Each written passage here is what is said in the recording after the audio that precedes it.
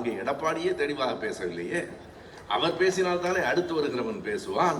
திண்டுக்கல் சீனிவாசன் பேசினால் மேடையில் இருக்கிறவர்களுக்கே மயக்கம் வருகிறதே. காணொளி காட்சி இருக்கிறதே உண்மையாக காயப்படுத்துகிறது. 41 உயிர்கள் போன போது ஏற்பட்ட அந்த துன்பம், இன்றைக்கு அவர் வெளியிட்டிருக்கிற அந்த காணொளி காட்சி எத்தனை அகம்பாவம், எவ்வளவு வன்மம். என்ன சொல்லி இருக்கிறார் என்றால், சிஎம் சார் அவர்களே, என்ன வேணாலும் செய்யுங்க, அவர்களை விட்டு விடுங்கள். நான் ஆபீஸ்லயோ வீட்டிலதையோ தான் இருக்கிறேன், என்ன வேண்டுமானாலும் செய்யுங்கள். மனச்சாட்சி இருந்தால் உங்களால் அப்படி சொல்ல முடியுமா? கரூரை ஏன் குறிவைக்கிறீர்கள்? யாரை குறிவைக்கிறீர்கள்? எங்களுக்கு தெரியும். உங்கள் மனத்தில் யார் இருக்கிறார்கள் என்று எனக்கு தெரியும். யார் வேலை செய்கிறானோ, அமைச்சர் சேகர் பாபுவை வீழ்த்தி விட்டால் இந்த பகுதியை வீழ்த்தி விடலாம் என்று கருதுவது போல கரூரில் நீங்கள் யாரை குறிவைக்கிறீர்கள் எங்களுக்கு என்று தெரியும். வேறு எங்கும் நடக்கவில்லை, கரூரில் மட்டும்தானே நடந்தது என்று சொல்லுவது எவ்வளவு பெரிய பொய். வரை இதே நடிகர் விஜயை பற்றி மிக கேவலமாக, மிக அநாகரிகமாக பேசிய ஒருவர் என்ன சொன்னார்? நான் என்ன பார்த்து படிக்கிற பக்கிரியா? இது யார் என்றால் அவரை சொல்லுகிறார். நான் என்ன பார்த்து படிக்கிற பக்கிரியா? உள்ளங்கையில் உலக அரசியலை வைத்திருக்கிறோம். அடே அப்பா, உள்ளங்கையில் உலக அரசியல் வைத்திருக்கிற அந்த மேதாவிதான் காமராஜர் இறந்த போது அண்ணாதான் அதிகம் அழுதார் என்றார். அண்ணா இறந்து 6 ஆண்டுகளுக்கு பிறகு காமராஜர் இறந்தார்.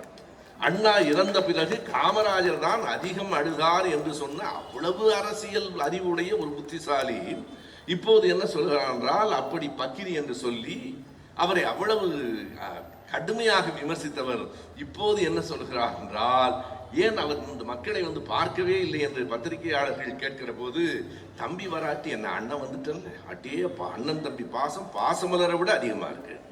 எதற்காக இந்த அண்ணன் தம்பி பாசம்? ஒரு கணக்கு இருக்கிறது நண்பர்களே. விஜய் அதோடு அரசியலை விட்டு ஓடினாலும் ஓடிவிடலாம். ஓடிவிட்டால் தம்பியின் வாக்குகளை எல்லாம் அண்ணனுக்கு போடுங்கள் என்பதுதான் அதனுடைய அரசியல். வீட்டிலே அமர்ந்து கொண்டு என்ன வேண்டுமானாலும் செய்யுங்கள், பெரிய வீர தீர சூரன் போல ஓடிய ஓட்டத்தை நாங்கள் பார்த்தோம். எப்படி ஓடினீர்கள் என்பதை பார்த்தோம். சுற்றி நின்று இன்னமும் நான் இப்போது சொல்லுகிறேன், இன்னும் இந்த மக்கள் இந்த துயரம் மறந்த உடனே மறுபடியும் மேடைக்கு வந்து என்ன பேசுவார்கள்? பயமா எனக்கா என்று எழுதி கொடுத்ததை பேச போகிறீர்கள். யார் இறந்து போயிருந்தால் என்ன, அவர்கள் எந்த கட்சியாக இருந்தால் என்ன, 41 உயிர்களை நாம் இழந்திருக்கிறோம் என்பதில் ஒரு பெரிய வருத்தம் இருக்கிறது. நான் உரையை தொடங்குவதற்கு முன்னால் அவர்களுக்கு என்னுடைய ஆழ்ந்த இரங்கலை தெரிவித்துக் கொள்கிறேன். நண்பர்களே, இந்த கூட்டம் இவ்வளவு பெரிய கூட்டம். அகமது சுல்தானா இடம் பேச்சாளர், எந்த சலசலப்பும் இல்லை. அகமது சுல்தானா பேசுகிற போது மேடையிலே லியோனி போன்ற நாடறிந்த மிகச்சிறந்த பேச்சாளர்களும் அமர்ந்து கேட்டுக்கொண்டிருக்கிறோம். கூட்டம் அப்படியே இருக்கிறது என்றால் இதுதான் திமுகவின் அடையாளம். நான் அந்த கடைசி வரையில் பார்க்கிறேன். கடைசி வரையில் இருக்கிற யாரிடத்திலும் எந்த சலசலப்பும் இல்லை. அமைதியாக ஒரு கூட்டம் நடக்கிறது. நீங்கள் கட்சி வேண்டாம், கொடி வேண்டாம், அங்கே இருக்கிற நம்முடைய தலைவர்களின் படங்கள் வேண்டாம், தொலைவில் இருந்து ஒருவரை பார்த்து கேளுங்கள், இது என்ன கூட்டம் என்றால் இவ்வளவு கட்டுப்பாடோடு நடக்கிறது என்றால் இது திமுக கழகத்தின் கூட்டம் என்று சொல்லுகிறார்கள். அறிஞர் அண்ணா அவர்கள் நமக்கு கடமை, கண்ணியம், கட்டுப்பாடு என்று 3 சொற்களை முன்வைத்தார். பெரியார் ஒரு முறை சொன்னார், 3 முக்கியம்தானுங்க, ஆனால் அதில் கடமை கண்ணியத்தை விட கட்டுப்பாடு தாங்க மிக முக்கியம் என்று பெரியார் சொன்னார். ஏன் இதை குறிப்பிடுகிறேன் என்று உங்களுக்கு தெரிந்திருக்கும்.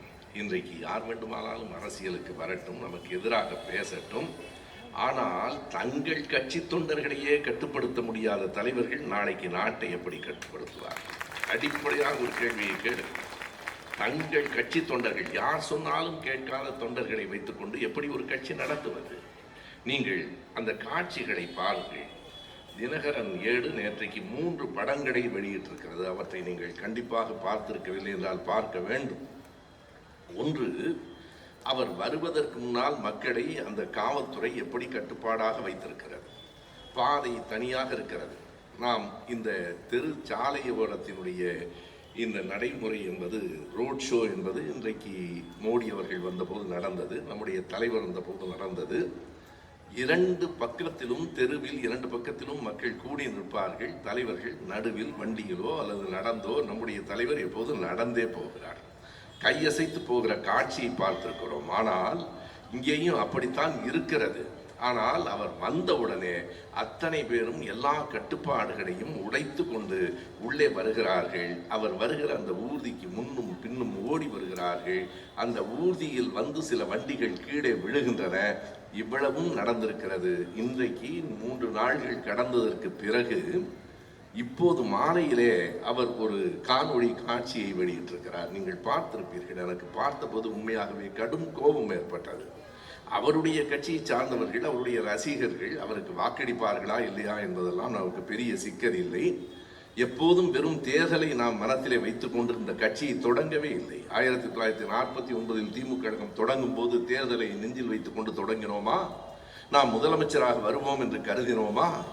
எந்த ஒரு சிந்தனையும் இல்லாமல் தொடங்கப்பட்ட கட்சி நண்பர்களே. ஆனால் இன்றைக்கு நீங்கள் நாளைக்கே முதலமைச்சர் ஆகிவிட வேண்டும் என்கிற வேட்கையில வருகிறீர்களே. வருவதற்கு முன்னால் ஒழுங்காக இருக்கிற அந்த அமைப்பு ஒருவர் வந்தவுடன் சிதறி ஓடுகிறது. உங்கள் வண்டியிலேயே மோட்டார் பைக்கில் வந்த 2 பேர் அடிபட்டு சாகிறார்கள். அதையும் நீங்கள் பார்த்து கொண்டு எதுவும் பேசாமல் என்ன நடந்தது? 41 உயிர்கள் இறந்து போன பிறகு யார் அதற்கு காரணமாக இருந்தாரோ அவர் சத்தமில்லாமல் சென்னைக்கு வந்து சேருகிறார். சென்னையில் இருக்கிற முதலமைச்சர் கரூருக்கு போகிறார். இதுதான் 2க்கும் இருக்கிற வேறுபாடு. நான் சொல்லுவதெல்லாம் உண்மையாக இன்றைக்கு கூட மாற்றுத்திறனாளிகளுக்கான இட ஒதுக்கீட்டை நம்முடைய முதலமைச்சர் அறிவித்திருக்கிறார். இங்கே பெண்கள் ஏராளமானவர்கள் கூடியிருக்கிறீர்கள். நீங்கள் அறிந்திருக்க கூடும். ஆனாலும் நினைவுபடுத்துவதற்காக நான் சொல்லுகிறேன். இன்றைக்கு புற்றுநோய் என்பது கூடுதலாக வந்து கொண்டிருக்கிறது. ஆண்களுக்கு புராஸ்டேட் கேன்சர் என்கிற நோய் ஆண்களுக்கு மட்டும் வரக்கூடியது. பெண்களுக்கு மட்டும் வரக்கூடிய 2 விதமான புற்றுநோய்கள் இருக்கின்றன. ஒன்று மார்பக புற்றுநோய், இன்னொன்று கருப்பையிலே வருகிற புற்றுநோய். கருப்பையிலே வருகிற புற்றுநோயை 2வது 3வது கட்டங்களுக்கு போய்விட்டால் காப்பாற்ற முடியாது. இன்றைக்கு மருத்துவ அறிவியல் சொல்லுகிறது காப்பாற்றி விடலாம்.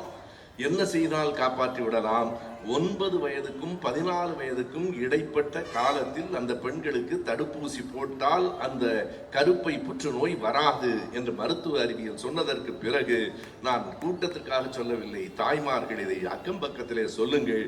தமிழ்நாடு தான் முதலாக பள்ளியிலே இருக்கிற பெண் குழந்தைகளுக்கு 9 முதல் 14 வயது வரை உள்ள பிள்ளைகளுக்கு அந்த தடுப்பூசி போட வேண்டும் என்று சொல்லி இருக்கிற நம்முடைய மாண்புமிகு முதலமைச்சர் அவர்களுக்கு ஒரு சகோதரனாய் நன்றி சொல்லுங்கள். ஒரு கட்சியின் தலைவனாய் இல்லை, உங்கள் குடும்பத்தில் ஒருவனாய், உங்கள் சகோதரனாய் நன்றி சொல்லுங்கள். இன்னொன்றையும் கவனத்தில் வையுங்கள். 9 வயதிலிருந்து 14 வயதிலே இருக்கிறவர்களுக்கு அவர்களை காப்பாற்றுவதன் மூலமாக 2026 தேர்தலில் அவர்களில் யாருக்கும் வாக்கு இல்லை என்பதையும் கவனத்தில் வையுங்கள். ஓட்டுக்காக இல்லை. ஓட்டுக்காக என்றால் 9 வயதுக்கும் 14 வயதுக்கும் இடைப்பட்டவர்களுக்கு நன்மை செய்து வருகிற தேர்தலில் அது ஒன்றுக்கும் பயன்படாது. 9 வயதாக இருக்கிற பிள்ளைகள் அடுத்த தேர்தலில் கூட வாக்களிக்க முடியாது. நாங்கள் அடுத்த தேர்தலை பார்க்கவில்லை, அடுத்த தலைமுறையை பார்க்கிறோம் என்பதுதான் திமுக அடிப்படையான நோக்கம். இப்படிப்பட்ட ஒரு மனிதரை பார்த்து இன்றைக்கு அவர் என்ன சொல்லி இருக்கிறார்? நீங்கள் எண்ணி பாருங்கள். நாம் அடுத்த தலைமுறைகளை உருவாக்க வேண்டும் என்று நினைக்கிறோம். யார் இந்த அகமது சுல்தானா? எப்படி இந்த மேடைக்கு வந்தார்? யார் அவரை கூட்டி வந்தார்கள்? நன்றி சொல்லுங்கள். தம்பி உதயநிதி ஒரு மிகப்பெரிய சாதனையை செய்திருக்கிறார். நான் ஒவ்வொரு கூட்டத்திலும் சொல்லுகிறேன், பாராட்டுவதற்காக சொல்லவில்லை, அவர் மீது எனக்கு உள்ள மதிப்பின் காரணமாக சொல்லுகிறேன். அடுத்த தலைமுறையில் ஒரு 1700 பேரை கை கொடுத்து அழைத்து வந்து இத்தனை பெரிய கூட்டத்தில் பேசுவதற்கு அனுமதி கொடுங்கள் என்று வேறு எந்த கட்சியிலாவது சொன்னதுண்டா? நீங்கள் எண்ணி பாருங்கள். வேறு யாராவது இப்போது அதிமுகவிலே இவ்வளவு தெளிவாக பேசுகிற இளம் பிள்ளைகள் உண்டா? அங்கே எடப்பாடியே தெளிவாக பேசவில்லையே. அவர் பேசினால் தானே அடுத்து வருகிறவன் பேசுவான். திண்டுக்கல் சீனிவாசன் பேசினால் மேடையில் இருக்கிறவர்களுக்கே மயக்கம் வருகிறதே. நண்பர்களே, அப்படி அடுத்த தலைமுறையை உருவாக்குகிற எல்லா விதத்திலும், அறிவு ஆற்றலில், அவர்களினுடைய உடல் நலத்தில், கல்வி மேம்பாட்டில் இந்தியாவிலேயே தமிழ்நாட்டில் தான் மேல் கல்வியில் படிக்கிற பெண்களின் எண்ணிக்கை கூடுதல். யாரும் இல்லை என்று சொல்ல முடியாது. இப்படிப்பட்ட ஒரு நாட்டை உருவாக்கி கொண்டிருக்கிற இந்த காலகட்டத்திலே தான் இன்றைக்கு அவர் விடுத்திருக்கிற அந்த காணொளி காட்சி இருக்கிறதை உண்மையாக காயப்படுத்துகிறது. 41 உயிர்கள் போன போது ஏற்பட்ட அந்த துன்பம், இன்றைக்கு அவர் வெளியிட்டிருக்கிற அந்த காணொளி காட்சி எத்தனை அகம்பாவம், எவ்வளவு வன்மம். என்ன சொல்லி இருக்கிறார் என்றால், சிஎம் சார் அவர்களே, என்ன வேணாலும் செய்யுங்க, அவர்களை விட்டு விடுங்கள். நான் ஆபீஸ்லயோ வீட்டிலேயோ தான் இருக்கிறேன். என்ன வேண்டுமானாலும் செய்யுங்கள். மனச்சாட்சி இருந்தால் உங்களால் அப்படி சொல்ல முடியுமா? அவர் காரணமானதற்கு வேறு எங்கும் நான் எங்கே போன போதும் நடக்காத நிகழ்ச்சி கரூரில் மட்டும் ஏன் நடந்தது என்று கேட்பதற்கு என்ன உள்நோக்கம்? கரூரை ஏன் குறிவைக்கிறீர்கள்? யாரை குறிவைக்கிறீர்கள்? எங்களுக்கு தெரியும், உங்கள் மனத்தில் யார் இருக்கிறார்கள் என்று எனக்கு தெரியும். யார் வேலை செய்கிறானோ, அமைச்சர் சேகர் பாபுவை வீழ்த்தி விட்டால் இந்த பகுதியை வீழ்த்தி விடலாம் என்று கருதுவது போல கரூரில் நீங்கள் யாரை குறிவைக்கிறீர்கள் எங்களுக்கு என்று தெரியும். வேறு எங்கும் நடக்கவில்லை, கரூரில் மட்டும்தானே நடந்தது என்று சொல்லுவது எவ்வளவு பெரிய பொய்! மதுரை மாநாட்டிலே மூச்சு திணறி ஒருவர் இறந்து போகவில்லையா? நாமக்கல்லில் நீங்கள் அதே நாள் கரூரில் பேசுவதற்கு முன்னால் நாமக்கல்லில் பேசுகிற போது ஏறத்தாழ 40 பேர் மூச்சு திணறலுக்கு உள்ளாகி மருத்துவமனையிலே அனுமதிக்கப்படவில்லையா? நீங்கள் போகிற இடமெல்லாம் அப்படி நடப்பதற்கு நாங்கள் காரணமில்லை, கரூரில் இருக்கிறவர்கள் காரணமில்லை, காவல்துறை காரணமில்லை, கட்டுப்பாடற்ற உங்கள் கட்சி காரணம். கட்டுப்பாடற்ற உங்கள் கட்சி காரணம். முதலில் கட்சியை கட்டுப்படுத்த கற்றுக்கொள்ளுங்கள். ஒரு தலைவனுக்கு முதல் அழகு தன் கட்சி தொண்டர்களை தான் சொல்லுகிறபடி கட்டுப்படுத்தி ஒழுங்குபடுத்தி நெறிப்படுத்தி செல்லுவதுதான் ஒரு தலைவனுக்கு உள்ள அழகு. அதை விட்டுவிட்டு முதலமைச்சர் மீது இப்படி ஒரு குற்றம் சாட்ட உங்களுக்கு எப்படி மனம் வருகிறது? எத்தனை பெரிய மோசடி! எண்ணி பாருங்கள் நண்பர்களே. கரூரில் என்ன நடந்தது என்பதை ஆராய்வதற்காக அந்த மக்களுக்கு உதவி செய்திருக்கிறோம் என்பதையெல்லாம் தாண்டி ஆராய்வதற்காக ஒரு நீதிபதியை கொண்ட ஒரு ஆணையத்தையும் நியமித்திருக்கிறார்கள். இந்த நிலையில் பாரதிய ஜனதா கட்சி ஒரு குழுவை அனுப்புகிறது. இந்த உண்மை அறியும் குழுவை அனுப்புகிறது. யார்? ஒரு நீதிபதி தலைமையிலா, ஒரு வழக்கறிஞர் தலைமையிலா, நடிகை ஹேமமாலினி அவர்கள் தலைமையில். அவர் ஒரு பேரறிஞர் ஆகையினாலே அவருடைய தலைமையில் 8 பேர் கொண்ட குழுவை பாரதிய ஜனதா கட்சி அனுப்பி வைக்கிறது. அந்த 8 பேர் யார் யார்? அந்த பட்டியலை பாருங்கள். அனுராக் தாக்கூர் என்று முதல் பெயர் இருக்கிறது. யார் அந்த அனுராக் தாக்கூர்? 2020ஆம் ஆண்டு தேர்தலில் அவரை பிரச்சாரத்துக்கு அனுப்பக்கூடாது என்று தேர்தல் ஆணையம் கட்டளையிட்டது. நாம் இல்லை, தேர்தல் ஆணையம் தன்னுடைய கண்டனத்தை தெரிவித்தது. எதற்காக? உங்களுக்கு எல்லோருக்கும் தெரியும், குடியுரிமை திருத்த சட்டம் CAA என்கிற சட்டம் கொண்டு வரப்பட்ட போது அதை எதிர்த்து 2019 டிசம்பர் 4ஆம் தேதி அந்த சட்டம் கொண்டு வரப்பட்டு அதற்கு முதல் எதிர்ப்பு அசாமிலே தொடங்கி வட இந்தியாவிலே பரவி பிறகு தில்லியிலே அது ஒரு மிகப்பெரிய எழுச்சியாக டிசம்பர் 15ஆம் தேதி வருகிற போது அதிலே எத்தனை பேர் சுட்டுக் கொல்லப்பட்டார்கள்? அந்த CAA எதிர்த்து சிறுபான்மை மக்கள், இஸ்லாமியர்கள் என்ன செய்கிறார்கள்? சட்டப்படி யாரெல்லாம் இல்லீகல் மைக்ரன்ட்ஸ் என்று சட்டப்பூர்வமாக தங்களை பதிவு செய்து கொள்ளாதவர்களை இந்த நாட்டை விட்டு வெளியே அனுப்புகிறோம் என்று சொல்லி இஸ்லாமியர்களை, கிறிஸ்தவர்களை, சிறுபான்மையினரை நாட்டை விட்டு அந்நியர்கள் என்று அனுப்புகிற அந்த முயற்சியை எதிர்த்து நாடு முழுவதும் போராட்டம் நடந்தது. அந்த போராட்டத்தை எதிர்த்து பாரதிய ஜனதா கட்சியின் சார்பிலே நடந்த பேரணியிலே இந்த அனுராக் தாக்கூரும் பர்வேஷ் வர்மா என்கிற இன்னொரு பிஜேபியினுடைய நாடாளுமன்ற உறுப்பினரும் என்ன முழக்கமிட்டார்கள்? ஷூட் த ட்ரைட்டர்ஸ் என்றார்கள். துரோகிகளை சுட்டுக் கொள்ளுங்கள். அடுத்த வரி என்ன சொன்னார்கள்? இன்னமும் மன்னித்துக் கொள்ள வேண்டும், இந்த சொல்லை அவர்கள் பயன்படுத்தியதால் நான் சொல்ல வேண்டும் என்று சொல்லுகிறேன். ஷூட் த பாஸ்டர்ட்ஸ் என்றார்கள். எவ்வளவு கொழுப்பு, எவ்வளவு திமிர், எவ்வளவு அநாகரிகம் ஒரு பொது மேடையில். அதனால் தேர்தல் ஆணையம் என்ன சொன்னது என்றால், அவர்கள் 2 பேரும் பாரதிய ஜனதா கட்சியினுடைய ஸ்டார் ஸ்பீக்கராக இருந்தார்கள். அவர்களை இனிமேல் தேர்தல் பிரச்சாரத்துக்கு அனுப்பக்கூடாது என்று சொல்லி பிறகு அதை தளர்த்தி சில நாள்களுக்கு அவர்கள் போகக்கூடாது என்று சொன்ன அனுராக் தாக்கூர் தான் இப்போது கரூரில் நடந்திருக்கிற இந்த பெரும் துயரத்தை பற்றி ஆராய்வதற்கு அனுப்பி வைக்கப்பட்டிருக்கிறார் என்றால் அந்த கட்சி என்னவாக இருக்கிறது பாருங்கள். மெல்ல மெல்ல யாரெல்லாம் ஒன்று கூடுகிறார்கள் என்று பாருங்கள். பாரதிய ஜனதா கட்சிக்கு அப்படி என்ன அக்கறை? பாரதிய ஜனதா கட்சியினுடைய அந்த குழுவின் தலைவராக இருக்கிற ஹேமமாலினி சொல்லுகிறார், இது தன்னிச்சையாக நடந்த விபத்தாக தெரியவில்லை, இதற்கு ஒரு உள்நோக்கம் இருக்கிறது. கண்டுபிடித்து விட்டார், மிகப்பெரிய விஞ்ஞானி அவர். இதற்கு ஒரு உள்நோக்கம் இருக்கிறது என்கிறார். யார் யாரெல்லாம் வெளியே வருகிறார்கள் என்று பாருங்கள். 4 நாட்களுக்கு முன்னால் வரை இதே நடிகர் விஜயை பற்றி மிக கேவலமாக, மிக அநாகரிகமாக பேசிய ஒருவர் என்ன சொன்னார்? நான் என்ன பார்த்து படிக்கிற பக்கிரியா? இது யார் என்றால் அவரை சொல்லுகிறார். நான் என்ன பார்த்து படிக்கிற பக்கிரியா? உள்ளங்கையில் உலக அரசியலை வைத்திருக்கிறோம். அடே அப்பா, உள்ளங்கையில் உலக அரசியல் வைத்திருக்கிற அந்த மேதாவிதான் காமராஜர் இறந்த போது அண்ணா தான் அதிகம் அழுதார் என்றார். அண்ணா இறந்து 6 ஆண்டுகளுக்கு பிறகு காமராஜர் இறந்தார். அண்ணா இறந்த பிறகு காமராஜர் தான் அதிகம் அழுதார் என்று சொன்ன அவ்வளவு அரசியல் அறிவுடைய ஒரு புத்திசாலி இப்போது என்ன சொல்கிறார் என்றால், அப்படி பக்கிரி என்று சொல்லி அவரை அவ்வளவு கடுமையாக விமர்சித்தவர் இப்போது என்ன சொல்கிறார் என்றால், ஏன் அவர் இந்த மக்களை வந்து பார்க்கவே இல்லை என்று பத்திரிகையாளர்கள் கேட்கிற போது, தம்பி வராட்டி என்ன அண்ணன் வந்துட்டல்ல, அட்டேப்பா அண்ணன் தம்பி பாசம் பாசமலரை விட அதிகமா இருக்கு. எதற்காக இந்த அண்ணன் தம்பி பாசம்? ஒரு கணக்கு இருக்கிறது நண்பர்களே. விஜய் அதோடு அரசியலை விட்டு ஓடினாலும் ஓடிவிடலாம், ஓடிவிட்டால் தம்பியின் வாக்குகளை எல்லாம் அண்ணனுக்கு போடுங்கள் என்பதுதான் அதனுடைய அரசியல், அதனுடைய சூழ்ச்சி, அதனுடைய வன்மம். ஒன்றை நான் அழுத்தமாக சொல்லுகிறேன். நீங்கள் 1000 பேர் சேர்ந்தாலும் தமிழ்நாட்டை தலைகுனியவும் விட மாட்டோம், திமுகவை வீழ்த்தவும் விட மாட்டோம். மக்கள் எங்களோடு இருக்கிறார், உண்மையாக இருக்கிறார். என்றென்றைக்கும் இந்த கட்சியினுடைய தொண்டர்கள், நான் ஒன்றை சொல்ல வேண்டும், இங்கே இருக்கிற கட்சியை சார்ந்தவர்கள் பொதுமக்கள் அப்படிப்பட்டவர்கள் இல்லை என்றாலும் இளைஞர்களுக்கு, நம்முடைய பிள்ளைகளுக்கு நான் ஒன்றை இந்த மேடையிலே சொல்ல வேண்டும். இங்கே இருக்கிற ஊடகங்களின் மூலமாக அந்த பிள்ளைகளுக்கு அது போய் சேர வேண்டும் என்பதற்காக சொல்லுகிறேன். இவர்கள் யாரை நம்பிக்கொண்டிருக்கிறார்கள் தெரியுமா? அவர்களினுடைய மொழியில் இன்றைக்கு இருக்கிற அந்த கணிப்பொறி மொழியிலே சொல்ல வேண்டுமானால் ஜென்சி இளைஞர்கள் என்கிறார்கள். ஜென்சி என்பது வேறொன்றும் இல்லை, 2004க்கு பின்னால் பிறந்தவர்கள், 20 வயது பிள்ளைகள். அவர்களெல்லாம் கலவரம் செய்ய வேண்டும் என்று அந்த கட்சியை சார்ந்த ஆதவ் அர்ஜுனா என்கிற ஒருவர் ஒரு பதிவு போட்டுவிட்டு 10 நிமிடத்திற்குள் பயந்து போய் அந்த பதிவை நீக்கி விடுகிறார். நாடு முழுவதும் நேபாளத்தை போல, லடாக்கை போல நீங்கள் கலவரம் செய்ய வேண்டும் என்று அவர் போடுவதற்கு என்ன காரணம் என்றால், திமுகவுக்கு எதிராக ஒரு கலவரத்தை உருவாக்கிவிட வேண்டும் என்கிற சதி திட்டம். நாடு அமைதியாக இருக்கிறது, சட்டம் ஒழுங்கை கெடுத்துவிட வேண்டும் என்று அவர்கள் நினைக்கிறார்கள். அதற்கு எங்கள் பிள்ளைகளே, எங்கள் பேர பிள்ளைகளே, இடம் கொடுத்து விடாதீர்கள். இன்னமும் நான் ஒன்றை வேண்டி கேட்டுக்கொள்ளுகிறேன். நீங்கள் நடிகரின் ஆதரியுங்கள். நான் வேண்டாம் என்று சொல்லவில்லை, யாரை வேண்டுமானாலும் ஆதரியுங்கள். ஆனால் நடிகரை பார்ப்பதற்காக ஓடாதீர்கள். நடிகரை பார்ப்பதற்காக இப்படி பல்லாயிரக்கணக்கானவர்கள் உயிரை பறிகொடுத்து போவது என்பது இந்த நாட்டுக்கு அவமானம். நேற்றைக்கு கேரளாவிலே வெளிவந்திருக்கிற சமூக வலைத்தளத்திலே வந்திருக்கிற ஊடக செய்தி ஒன்றை வேதனையோடு நான் உங்களுக்கு சொல்லுகிறேன். அவர்கள் எழுதியிருக்கிறார்கள், ஏன் இந்த தமிழ்நாட்டு மக்கள் இப்படி சினிமா பைத்தியங்களாக இருக்கிறார்கள், ஏன் சினிமாக்காரர்களுக்கு பின்னால் இப்படி ஓடுகிறார்கள் எழுதிவிட்டு இன்னொரு காட்சியை அவர்கள் தந்திருக்கிறார்கள்.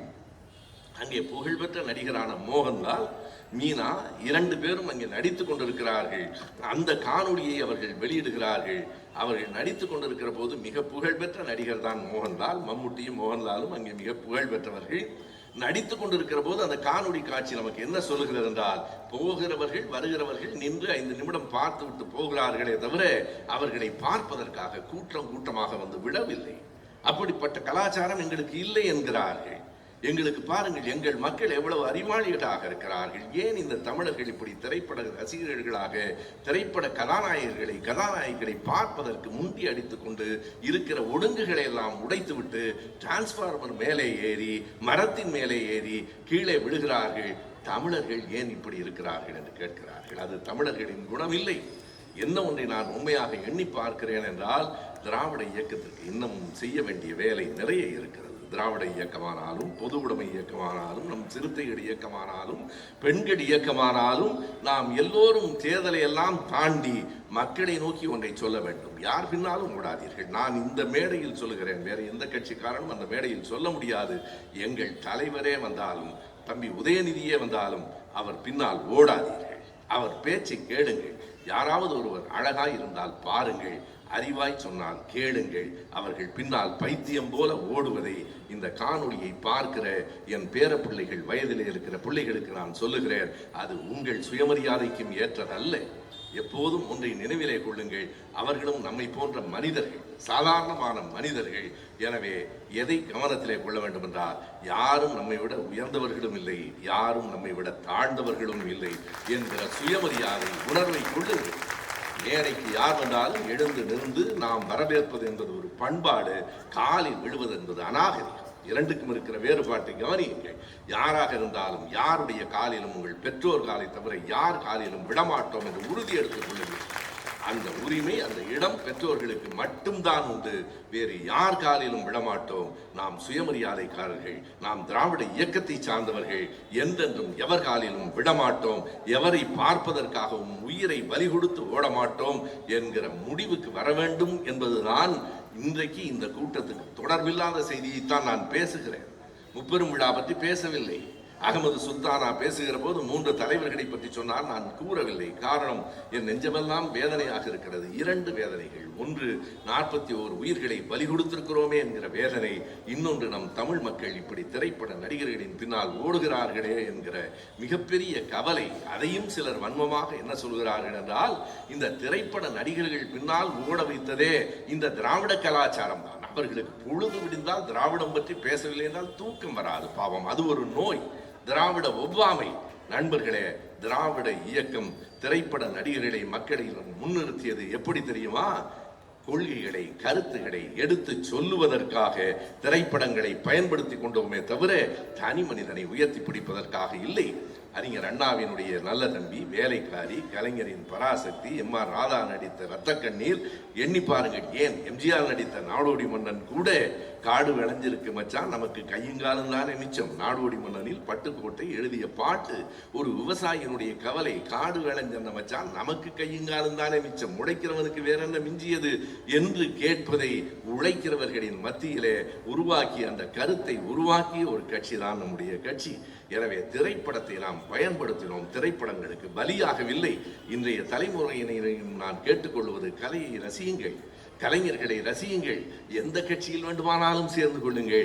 ஆனால் என்றென்றும் உங்கள் சுயமரியாதையை இழக்காதீர்கள், தமிழ்நாட்டின் சுயமரியாதையை கெடுத்து விடாதீர்கள். உங்கள் சுயமரியாதை மட்டுமல்ல, தமிழ்நாட்டின் சுயமரியாதையை கெடுத்து விடாதீர்கள். நிமிர்ந்து நிற்கிற ஒரு உரம். இந்த முப்பெரும் விழா எதற்காக? இந்த தலைவர்களை நாம் எதற்காக நினைவு கூறுகிறோம்? எதற்காக நாம் அவர்களை பற்றி பேசுகிறோம்? இந்த மண்ணில் சமத்துவமும் சமூக நீதியும் நிலவ வேண்டும் என்பதற்காக, சாதி ஒழிய வேண்டும் என்பதற்காக, மறுபடியும் அழுத்தமாய் சொல்லுகிறேன், சாதி ஒழிய வேண்டும் என்பதற்காக, பெண்ணும் ஆணும் சமம் என்று கருதுகிற மனநிலை வர வேண்டும் என்பதற்காக, பாலின சமத்துவத்தை இந்த மண்ணில் ஓர் இயக்கமாகவே எடுத்த கட்சி நம்முடைய கட்சி தான். நீங்கள் எண்ணி பாருங்கள், பாலின சமத்துவத்தை, பெண்ணும் ஆணும் சமம் என்பதை பாரதியார் பாடினார், திருவிக்கா எழுதினார். அவர்களுக்கெல்லாம் முன்பே நம்முடைய இவருடைய நீதிபதி முன்சிப் அவர்கள், அப்போதே வேதநாயகம் பிள்ளை சொன்னார். ஆனால் அதற்காக ஒரு கட்சியையே தொடங்கி நடத்தியது நாம் தான். பெண்ணும் ஆணும் சமம், எல்லோரும் சமம், ஜாதி உயர்வு தாழ்வு கிடையாது என்பதை உணர்த்துவதற்காகத்தான் நம் இயக்கம். அதை எடுத்துச் சொல்லுவதற்காகத்தான் முப்பெரும் விழா. முப்பெரும் விழாவுக்கு ஒரு நோக்கம் இருக்கிறது. இது வெறும் பாராட்டல்ல, இது வெறும் கொண்டாட்டம் அல்ல, கொள்கை உறுதி. கொள்கையை சொல்லுங்கள், கொள்கையை எடுத்துச் சொல்லுங்கள். ஏன் அந்த கூட்டத்திலே அவ்வளவு பேர் ஓடி வருகிறார்கள்? அவர்களுக்கு கொள்கை என்று எதுவும் சொல்லப்படவில்லை. ஏன் சொல்லப்படவில்லை? பேசுகிறவருக்கு தெரியாது என்பதால் சொல்லப்படவில்லை. பேசுகிறவருக்கு தெரியுமா?